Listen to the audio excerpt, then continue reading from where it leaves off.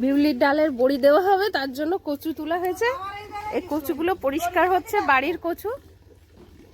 ডাল নিয়ে আসা হয়েছে 2 কেজি বাজার থেকে। তো এই বিউলির ডালটা আজকে আমি ভিজিয়ে বেটে রেখে দেবো, কালকে বড়িটা দেওয়া হবে।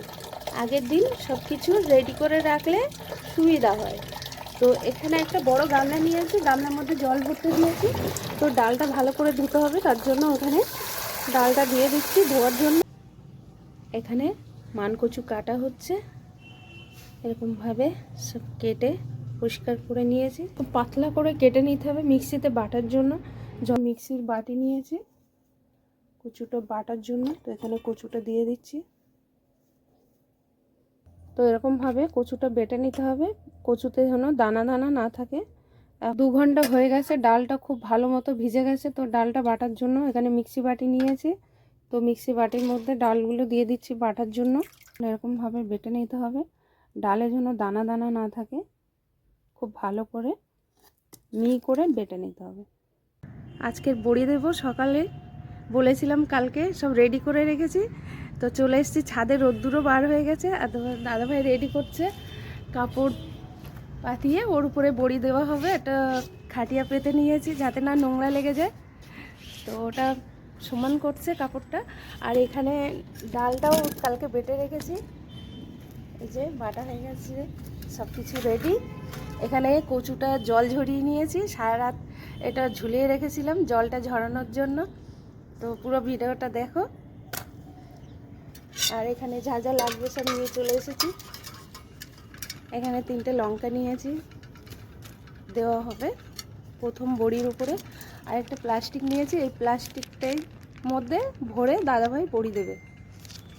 দেখুন, আগে তো আমরা জেঠিমা, কাকিমা, মা সবাই মিলে হাতে বড়ি দিতাম, অনেক টাইম লাগতো। আর এখন খুব সহজেই এরকম প্লাস্টিক হলে বড়ি দেওয়াটাই সহজ।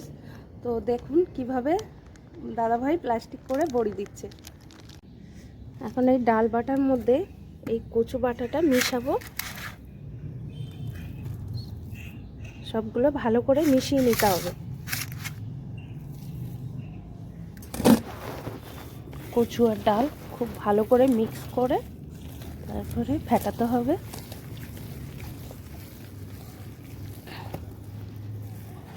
আমি ঠিক করে ধরি, হয়ে গেছে।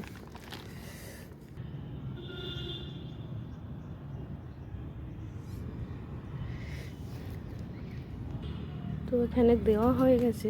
তো প্রথম বড়ি লঙ্কা দিতে হয়, তো আমি লঙ্কা দিয়ে দিচ্ছি।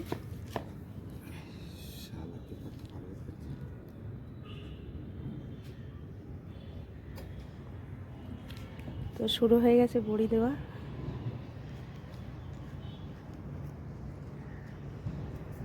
আর এখানে সাদা কাপড় নিতে হবে, সাদা কাপড় না নিলে বড়িটা কালার হয়ে যাবে, তার জন্য সাদা কাপড়ের উপরে দেওয়া হচ্ছে।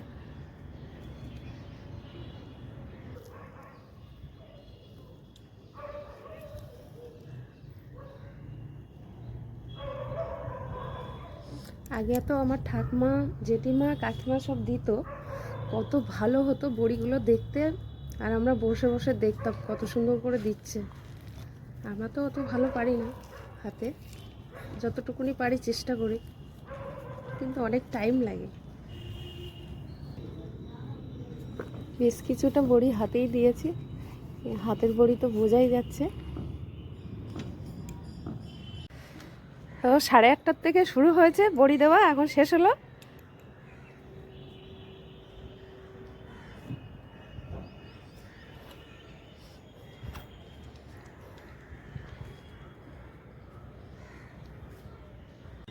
বড়িটা অনেকটা শুকিয়ে গেছে। এখন এটাকে,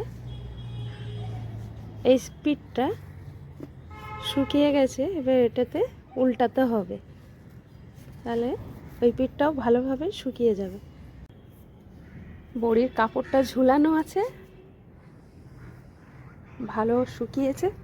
এখন বড়িগুলো ছাড়ানো হবে,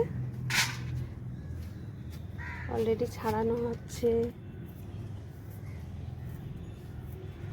তো বড়িটা ছাড়ানো হয়ে গেছে, দেখুন বড়ি এতটা বড়ি হয়েছে। তো এটা আমাদের 1 বছর হয়ে যাবে। বাড়িতে বানানো বড়ি ভালোই লাগে খেতে। আপনারাও সহজে বানিয়ে নিন বাড়িতে হাতে বানানো বড়ি। তো কেমন লাগলো? ভালো লাগলে কমেন্ট করবেন, পাশে থাকবেন। টাটা।